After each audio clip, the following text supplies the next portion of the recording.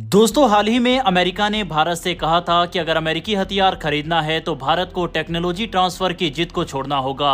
और अमेरिका के इस बयान के बाद और टैरिफ की वजह से कई सारी डिफेंस डील जो कि अमेरिका के साथ होने वाली थी उसको भारत ने पॉज कर दिया। लेकिन भारत के लिए असली समस्या अमेरिकी इंजन पर हमारी निर्भरता है, जो कि तेजस फाइटर जेट के लिए जरूरी है। लेकिन अब रूस ने भारत को ऐसा ऑफर दिया है जो कि भारत की समस्या को सॉल्व कर सकता है, और ये अमेरिका को अब तक का सबसे बड़ा झटका हो सकता है। रूस से सामने आए इस ऑफर के बारे में, साथ ही भारत के लिए तेल के प्राइस और भी कम करने और भारतीय सामानों के लिए अपने बाजार को खोलने का अनाउंसमेंट रूस के द्वारा जो किया गया है, इन सब के बारे में इस वीडियो में डिटेल में बात करेंगे। इसके अलावा हमारी दूसरी खबर नेपाल से आ रही है, जिसने एक बार फिर से सीमा विवाद को उठाया है और इसके पीछे कारण भारत और चीन के बीच हालिया समझौता है। जानेंगे इन सभी खबरों के बारे में इस वीडियो में डिटेल में, इसीलिए वीडियो को अंत तक जरूर देखिएगा। दरअसल भारतीय विदेश मंत्री एस जयशंकर इन दिनों रूस के दौरे पर हैं, जहां से काफी सारी खबरें सामने आ रही है, जिनके बारे में हमने पिछली वीडियो में आपको बताया भी था। इसमें एफटीए डील पर बातचीत, साथ ही 3 ट्रेड रूट और रूपी रूबल ट्रेड शामिल था। लेकिन अब रूस ने भारत को एक और बड़ा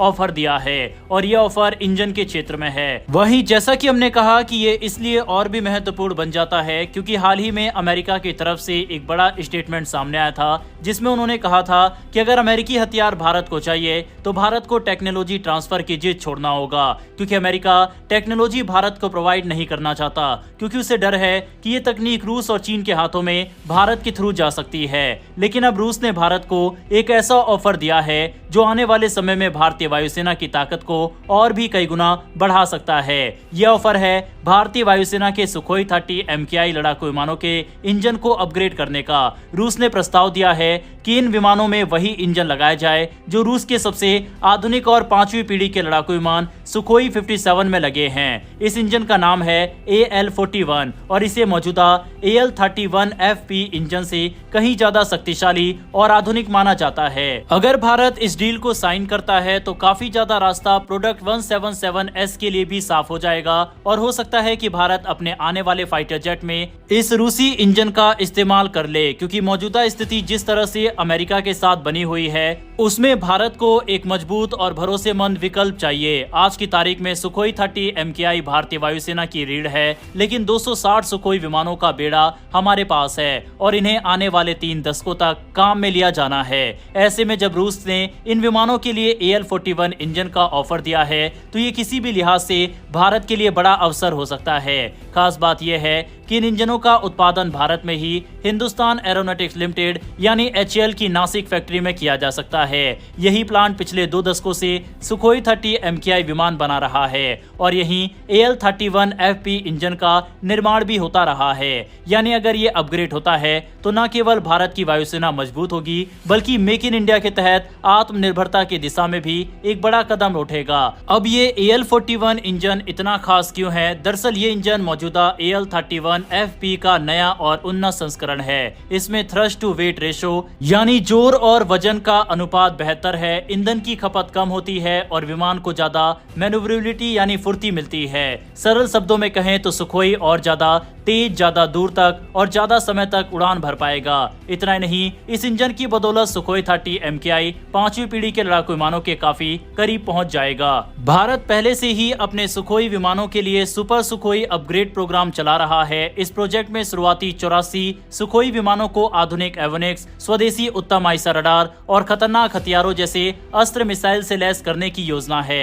इस अपग्रेड के लिए सरकार ने लगभग 66,800 करोड़ रुपए की मंजूरी भी दे दी है। ऐसे में अगर AL-41 इंजन भी शामिल कर लिया जाए तो ये अपग्रेड और भी शानदार हो सकता है। रूस की यूनाइटेड एयरक्राफ्ट कॉर्पोरेशन के CEO वादिम ने हाल ही में एरो इंडिया 2025 में भी कहा था कि हम भारत को ये इंजन देने के लिए तैयार है और इसे सुखोई 30 अपग्रेड प्रोग्राम का हिस्सा बनाया जा सकता है। उन्होंने कहा कि इस इंजन के आने से विमान की स्पीड, फुर्ती और मिशन क्षमता में जबरदस्त इजाफा होगा। AL-41 इंजन की खासियत यह है कि इसे सुखोई 30 के ढांचे में फिट करने के लिए कोई बड़ी तकनीकी तब्दीली नहीं करनी पड़ेगी, यानी ना तो ज्यादा खर्च और ना ही ज्यादा समय लगेगा। इस इंजन में कुछ बेहद आधुनिक फीचर भी है, जैसे वाइड कॉर्ड फैन ब्लेड और FADEC यानी full authority digital engine control system. ये तकनीक विमान को ऊंचाई पर या ज्यादा दबाव वाली परिस्थितियों में भी बेहतरीन परफॉर्मेंस देती है।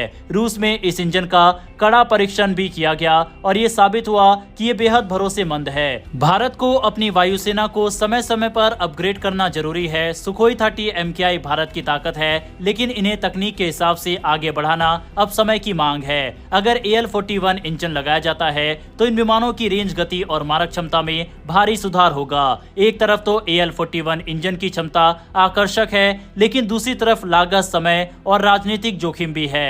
अमेरिका की ओर से काटसा नाम का कानून है, जिसके तहत रूस से बड़ी रक्षा खरीद पर भारत पर प्रतिबंध लगाने की धमकी रहती है। ऐसे में भारत को ये भी सोचना होगा कि क्या इस डील से कोई बड़ा कूटनीतिक संकट खड़ा हो सकता है। हालांकि भारत अभी तक ऐसी भी कोई भी संभावना को इग्नोर करता आया है और इसी के तहत भारत ने S-400 की डील भी साइन की थी। लेकिन इस समय हालात बिल्कुल बदले हुए हैं। अमेरिका लगातार भारत के ऊपर टैरिफ लगा रहा है।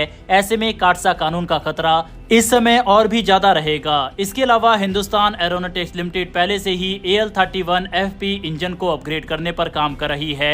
इसमें 54% तक स्वदेशी तकनीक का इस्तेमाल हो रहा है। साथ ही एक नया इंजन प्रोडक्ट 177S भी विकसित किया जा रहा है, जो मौजूदा AL-31 FP की तुलना में 2000 किलो से ज्यादा थ्रस्ट पैदा करता है। यानी भारत के पास अपने घरेलू विकल्प भी मौजूद है। अब वायुसेना को यह फैसला करना होगा कि वह रूस के AL-41 इंजन को चुने या फिर अपने घरेलू अपग्रेड प्रोग्राम पर ही भरोसा करे।